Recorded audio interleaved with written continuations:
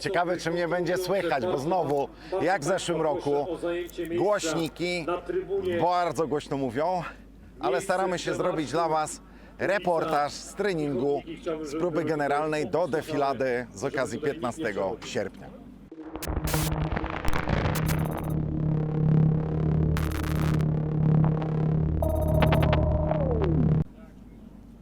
No i zaczynamy. Postaramy się Wam pokazać co ciekawsze elementy. Tu obok nas stoją chłopaki z desantu ze swoimi wirusami, żmijami i tymi wszystkimi lekkimi pojazdami transportowymi. Z ciekawostek, zobaczcie, że jest jeden z najnowszych nabytków Wojska Polskiego, czyli Bóbr firmy AMZ Kutno. Pierwszy raz uczestniczą te pojazdy w defiladzie, w zeszłym roku ich jeszcze nie było. Takie pudełko na kołach trochę, nie? Obok mamy wojska specjalne ze swoimi MATV-kami i za tymi mrapami stoją rampy szturmowe na F-550 używane przez GROM na przykład. Ale no, rosomaki, tak? Stary, dobry rosomak. Wszyscy wiedzą, jak to wygląda.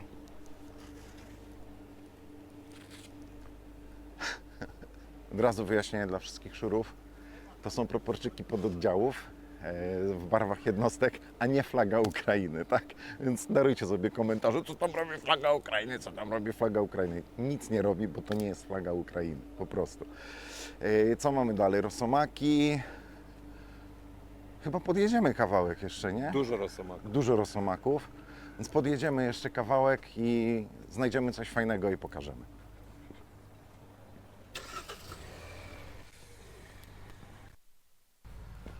Kurna, wczoraj cały dzień na strzelnicy, ja pierdzielę, musiałem dzisiaj wstać o 3 w nocy, Ty też, o 4 żeśmy się spotkali, ale jest jaśniej niż w zeszłym roku, więc będą fajniejsze zdjęcia. Raki, tak? Czyli moździerze samobieżne 120 mm na kadłubie, na nośnikiem jest kadłub rosomaka, wieża oczywiście z moździerzem. Kurna, jakie to jest wielkie! To ma ze 3,5 metra wzrostu, jak nie lepiej. Ogromne są te pojazdy. Dalej mamy langusty i kupa jeszcze.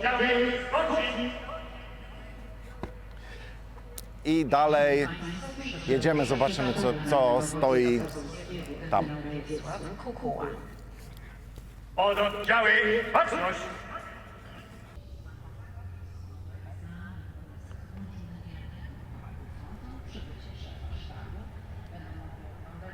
HIMARS. Tak, tutaj mamy HIMARSy.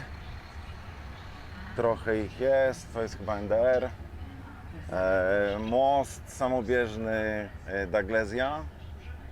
Znowu mamy mrapy. O, tutaj staniemy, bo tu Brytole stoją. Tu stoją Brytole. I Amerykanie. No, tu się zaczyna śmietanka. Brytyjczycy na swoich supakatach w wersji 6x6 i 4x4 takie lekkie, no lekkie pojazdy zwiadowcze, ale zobaczcie, jak to fajnie wygląda, kurde. Fajne takie styrane trochę, nie? Nie wypucowane, nie wyropowane, tylko poobijane. No tak jak, kurde, te pojazdy powinny wyglądać, no. No i Abramsy. W trochę lepszej wersji niż nasze, bo to jest M1A2. To jest chyba pierwsza kawaleria, przynajmniej tak wynikało z opisu na przednim pancerzu. I Bradley'e. Pojazd, patrzcie, kurde. Poobijane, ale to wygląda po prostu przekozacko. Taki właśnie fajny, styrany sprzęt. Bradley, bardzo lubiany pojazd na Ukrainie, robiący tam furorę. M109 też amerykańskie. I patrzcie, nasz sprzęt wyropowany, wyczyszczony, to poobijane, brudne, styrane. Fajne mają nazwy własne na lufach wypisane.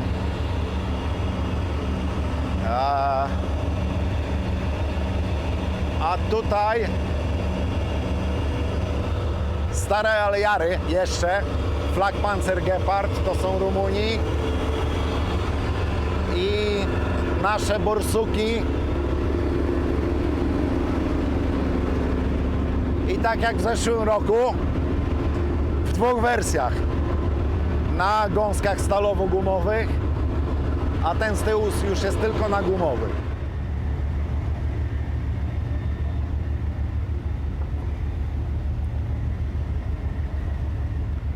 Leopardy 2.pl.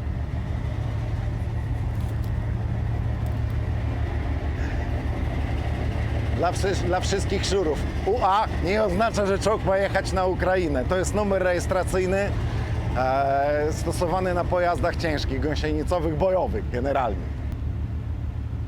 Jezu, ale tego tu stoi.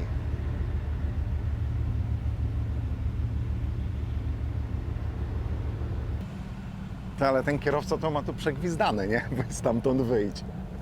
Niby jest tam podcięcie w tym przednim pancerzu dodatkowym, że nie, może wyjść, ale kurna, jak się zacznie jarać, to słabo to widzę. Raczej chyba trzeba opuścić fotel i wjechać do tyłu normalnie przez wieżę, bo wyjście stąd jest takie... Musisz być zwinny.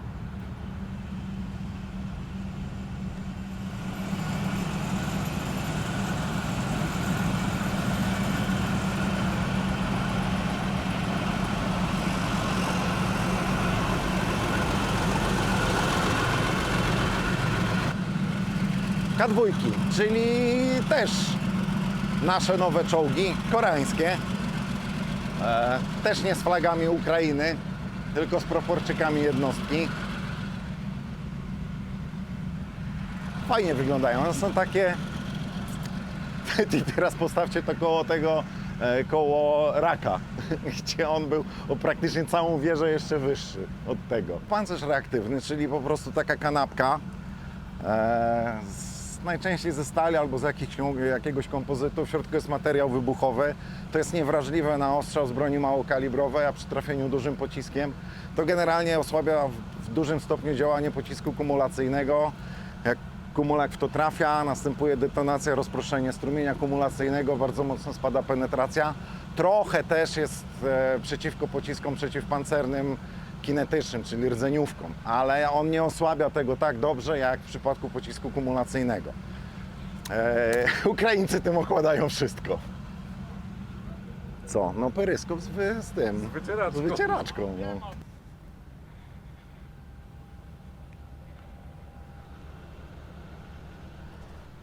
I nasz Abrams. M1A1 z pierwszej warszawskiej. Te czołgi znacie z filmu Tu na górze, jak byliśmy z nimi na ich tym placu ćwiczeń i tam widzieliście je w ruchu w terenie. Podstawowa różnica pomiędzy tym a tym żółtym, które widzieliście wcześniej, to jest to, że A1 nie ma głowicy obserwacyjnej dowódcy. Tak jak widzicie, tu jest dowódca i przed nim jest takie podwyższenie. To w A2 tam się znajduje głowica obserwacyjna z kamerą dzienną, termowizyjną, z dalmierzami, ze wszystkim innym. I czołg może działać wtedy w systemie Hunter-Killer, czyli dowódca namierza cel, wstępnie naprowadza armatę i działonowy robi resztę roboty, ale istnieje możliwość awaryjnie, że dowódca też może strzelić. Tylko że decyzje działonowego są jakby nadrzędne.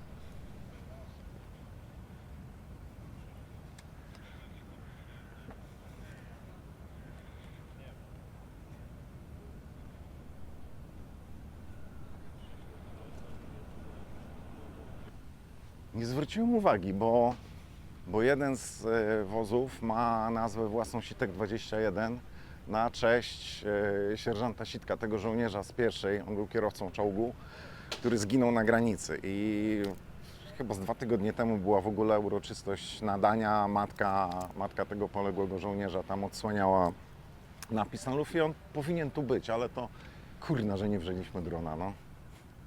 Ale nic, może następnym razem.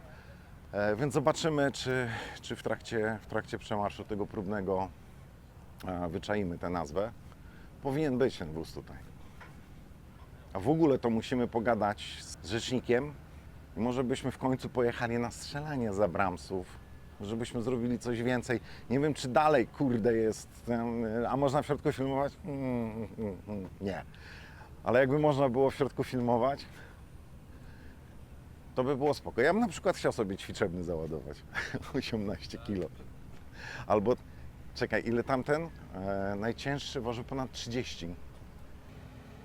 No i artyleria samobieżna. Wozy dowodzenia i haubice samobieżne K9 i Krab, czyli siła, nasz Bóg wojny. Kraby zresztą też walczą na Ukrainie. Podobno się nawet sprawdzają, podobno są lubiane. No oczywiście mają też Panzerhaubicę 2000, który jest po prostu systemem. To jest cały system, ja to widziałem kiedyś na poligonie Rheinmetalla.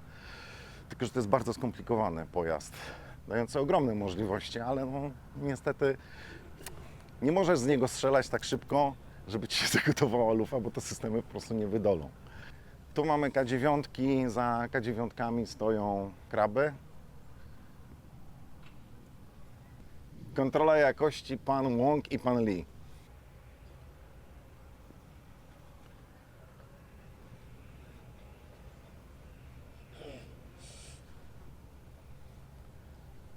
Ściągawka do obsługi.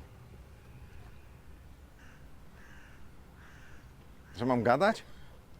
No co mam gadać? No krab. Jak krab wygląda, każdy wie. Albo przynajmniej powinien. Śmieszna rzecz, bo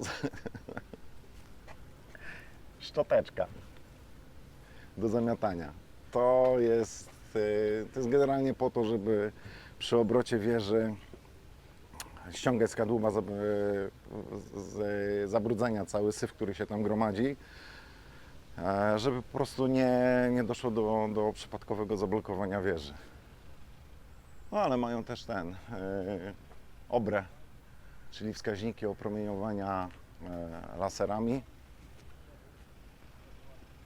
Też jest ogromny. Kurde. Ty. 1,80 m. Z ponad 3,5 metra. Na uroczystość przybył wiceprezes Rady Ministrów, minister obrony narodowej, pan Władysław Kosiniak-Kamysz. Pododdziały, baczność!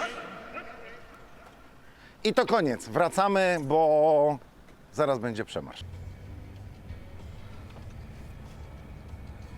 Ty, no to znowu ma z 1,5 kilometra ta kolumna. No to wygląda.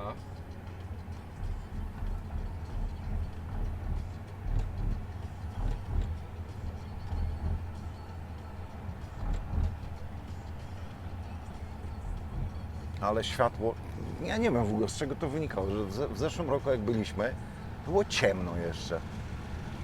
Albo dopiero słońce wstawało. Pododdziały, skoczni! Ale w zeszłym roku myśmy też od razu po przyjeździe wjechaliśmy od razu. Czyli byliśmy o 4:00. 30 gdzieś, nie?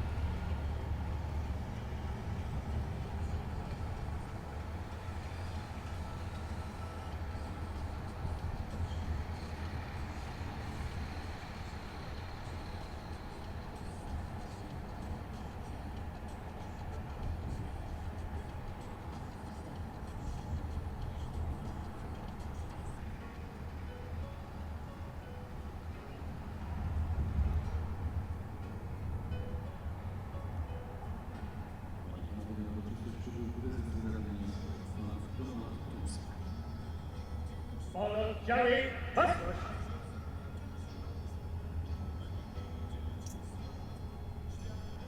Rzut pieszy. Posty sztandarowe. Nasze goście też.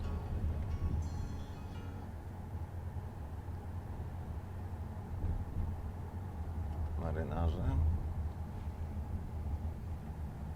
Widziałem nawet kompanię reprezentacyjną z VAT-u. Twoi? Nasi, tak, moi.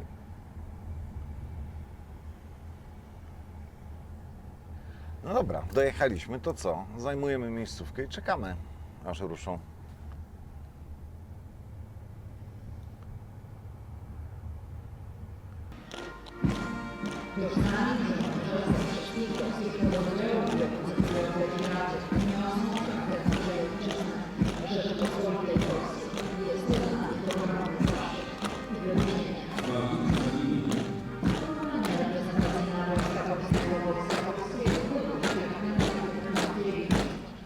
Łazić w tych butach i się nie wywalić. To podkute, śliskie.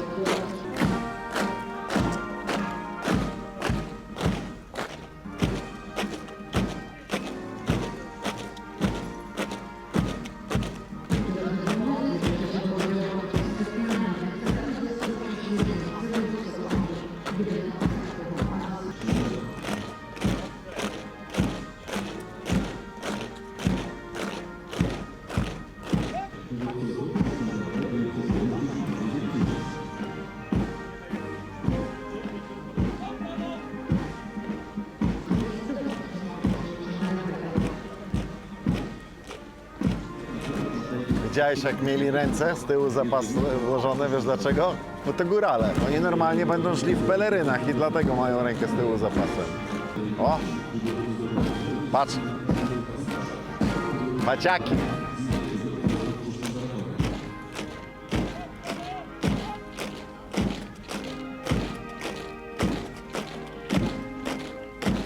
Paciaki i watówki. A tu zmech.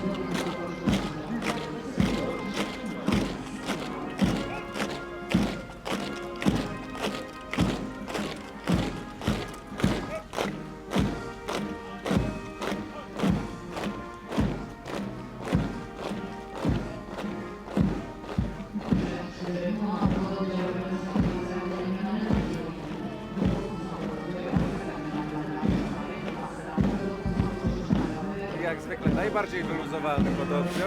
Marynarka wojenna. O tych myślałem. A, ci Amerykanie, no tak. O, czołgista w pierwszym szeregu idzie. Po butach można poznać.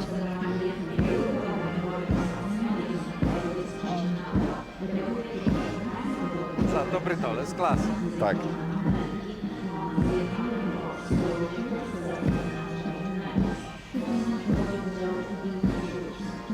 I sierżant z trzcinką.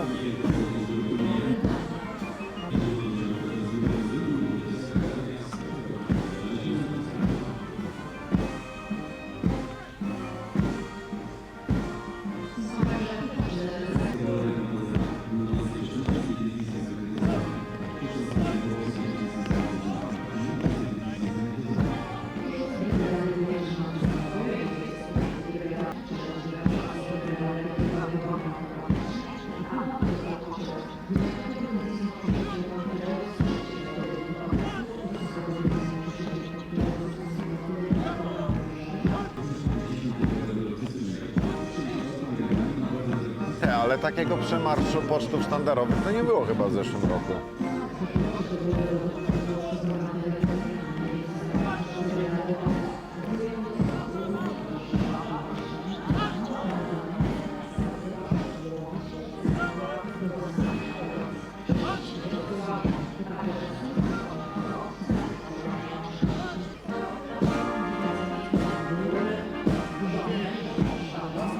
W tym roku zrobimy inaczej. No w zeszłym roku robiliśmy, i chyba 2 lata temu też robiliśmy ze środka, czyli ze strony takiej, której normalnie się nie robi, ale w tym roku wymyśliliśmy sobie, że zrobimy z drugiej strony, z trybuny honorowej. Zobaczycie, jak defilada wygląda z perspektywy prezydenta i wszystkich oficjeli, którzy są gośćmi defilady. I staniemy sobie tam. Żeby do nas podszedł. Mamy Skodę Super, interwencyjny ruchu drogowego Żandarmerii Wojskowej. Mercedes Sprinter, samochód patrolowo-interwencyjny, służy do zabezpieczenia potrzeb transportowych żandarmerii. Ej, ale prezydent to chyba nie będzie siedział tak jak ty. Do działań patrolowych. Nie, będzie stał tam, gdzie stoi szef sztabu generalnego I teraz. mamy samochód interwencyjny, lekko opancerzony silo. Kład, pojazd interwencyjny, kład Polaris, przeznaczony do działań w terenie.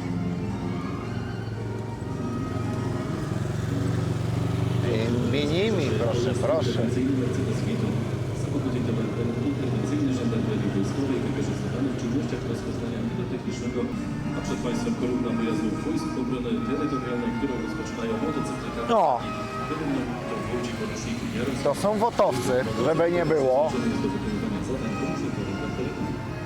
I pojazd czterokołowy. Grubo, motocykle, kłady. 6 Polaris. Dowódcą jest starszy kapral Rafał Tuł. No i teraz to, co Wam pokazywaliśmy w przebitkach tych z kolumny. Żmije. I Kafar Aero, 4 egzemplarze z 6 Brygady Powietrzno-Desantowej. Dowódcą jest I kapral pojazdy te Gorzały. desantowe. I mamy kleszcze, kolumna Ten pojazd to dosyć dokładnie Wam omówiliśmy w relacji z MSPO chyba 2 lata temu. Przed Państwem I Bober. ATV Mra, produkowane w kilku wersjach wspólnie z całkowicie zwiększonym odpornością do utrudnień i dużą mobilnością.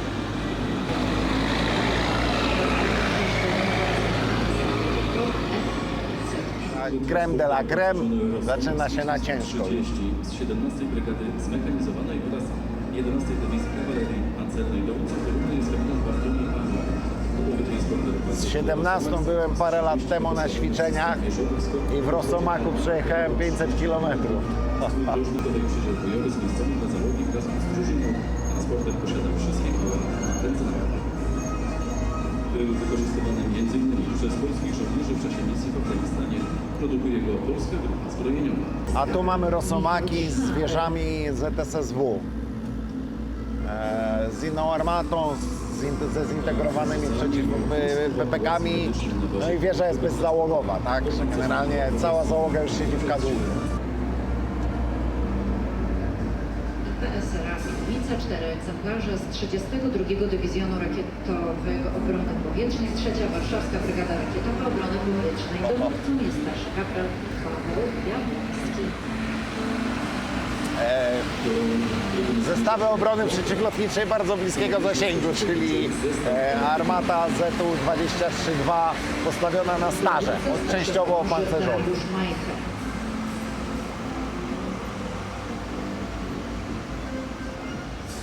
I do trybuny zbliża się mała narew, 4 egzemplarze. Dowódcą jest starszy sierżant Michał Zieliński. System obrony przeciwlotniczej i przeciwrakietowej. System obrony przeciwlotniczej narew. Polskiej Grupy Zbrojeniowej. Mała narew, tak mówią na to. A jest efekt rakiety przeciwlotniczej.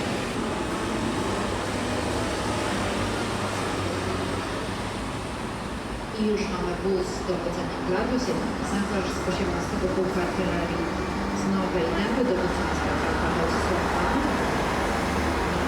Artyleryjski wóz dowodzenia na podwoziu kołowym RAF, 4 egzemplarze. Tu trochę mniej bazowy Rosomak. Strzelców podhalańskich z Rzeszowa. Poza obrotnicą ręczną. Michał Babik. A 21, czyli to są Podhalańczycy.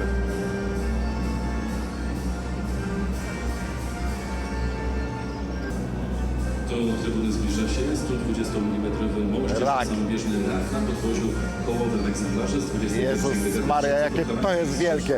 My stoimy ile? Z 60 cm nad ziemią, tak? Mniej więcej. Dowódcą jest sierżant Konrad Chleba. Definują elementy po 8 egzemplarzy 120 mm moździerza rak na podwoziu kołowego transportera opancerzonego Rosomach. Jest to sprzęt wojskowy opracowany i produkowany w Polsce. Wykorzystywany jest do wsparcia Ciekawostka. oddziałów bojowych batalionów. Chłopaki mają hełmy HB04. Dowodzenia i moździerzy w skład modułów wchodzą jeszcze artyleryjskie wozy rozpoznawcze, wozy amunicyjne i niezbędne warsztaty. A tuż za Baranem mamy Langusty 122 mm wyrzutnie artylerii rakietowej WR-40. 8 egzemplarzy z 23 Pułku Artylerii Bolesławiec. Dowódcą jest sierżant Sebastian Botwiłowski. Przeznaczona Langusta jest do niszczenia i obezwładniania siły żywej i sprzętu bojowego przeciwnika w rejonach ześrodkowania i na drogach podejścia. Wyrzutnie te wyposażone są w elementy systemu kierowania ogniem TOPAS, dzięki czemu współpracują w trybie automatycznym z wozami dowodzenia i środkami rozpoznania. I wieloprowadnicowe wyrzutnie rakiet Komarka, 6 egzemplarzy z 18 Pułku Artylerii z Nowej Nęby. Dowódcą jest starszy kapral Rafał Wroński. I jadą już właśnie HIMARS. Egzemplarze z pierwszej Brygady Rakiet Dywizjonu Gorzyszyn. Dowódcą jest starszy sierżant Karol Szakerski. System artylerii rakietowej No, wysokiej pole widzenia kierowcy w tym samochodzie jest naprawdę imponujące. I misję łączy.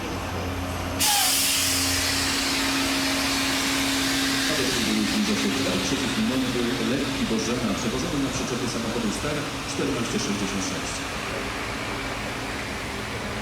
I mamy jeden egzemplarz pojazd minowania narzutowego Baobab K.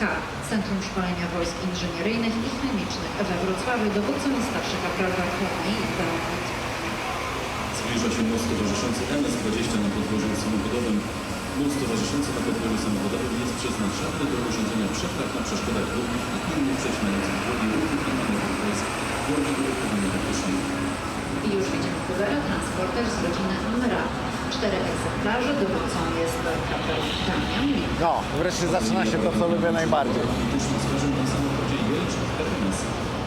Tugary i teraz zobaczycie te supakaty brytyjskie już w ruchu. Samochody ciężarowe, duży rower. Przymęczone, zużyte, ale robią wrażenie naprawdę grube. Sojuszniczy Jackal Hunter, pojazd brytyjski.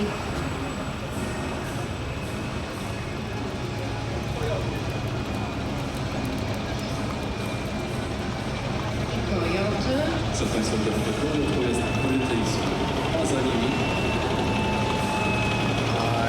I amerykańskie M1A2.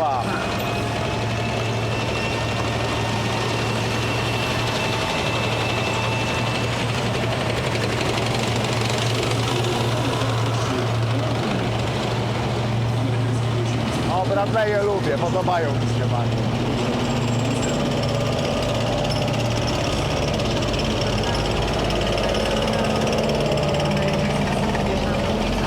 Gepardy, proszę bardzo, chłopaki nawet radary włączyli.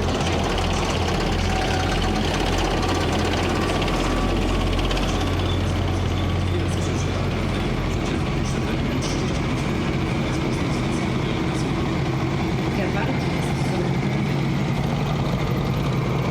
Tak się zastanawiam, czy słychać różnicę pomiędzy tym na stalowych, a tym na gumowych.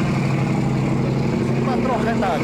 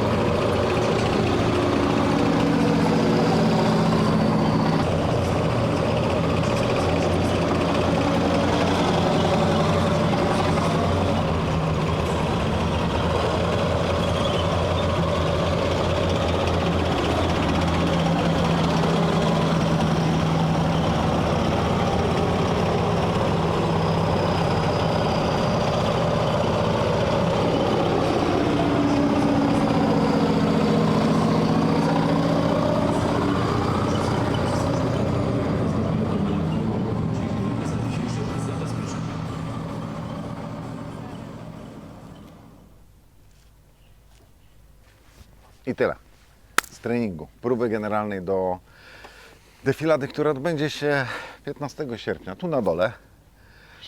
Teraz będzie sprzątanie tego wszystkiego, no bo musi wrócić ruch, bo jest niedziela. Więc ludzie muszą się przemieszczać. Sprzęt pojechał w stronę stadionu Legii. Chyba tam gdzieś właśnie przy Torwarze jest załadunek, gdzieś w tych okolicach. Pokazaliśmy Wam, co pokazaliśmy. Dziękujemy. Bardzo dziękujemy sztabowi generalnemu Wojska Polskiego za to, że nam umożliwiono wejście. Dziękujemy bardzo panu generałowi Stańczykowi, dowódcy Wojsk Obrony Terytorialnej, za samochód, dzięki któremu mogliśmy w ogóle pojechać. Ta kolumna ma z 1,5 kilometra, jak stoi. Mamy nadzieję, że Wam się podobało. No, trening, próba generalna, więc nie ma takiego sznytu jak na już defiladzie, ale za to są ujęcia, których na defiladzie się nie zrobi. Bo nie podejdzie się tak blisko, jak myśmy dzisiaj byli, ani nie stanie się na trybunie honorowej, tam gdzie stoi prezydent i cała wierchuszka. Więc mam nadzieję, że Wam się podobało. Oby Wam się podobało, bo wstaliśmy naprawdę rano. W każdym razie dzięki Wam wszystkim za oglądanie, za lajki, suby, komenty, za Patronite'a. Bardzo dziękujemy. Zachęcamy do lajkowania, subowania, komentowania, uczestniczenia w programie Patronite. I tyle. Z nad Wisły. Dzisiaj z który? 11 sierpnia, bladym świtem. Do zobaczenia, mam nadzieję, wkrótce w kolejnym filmie.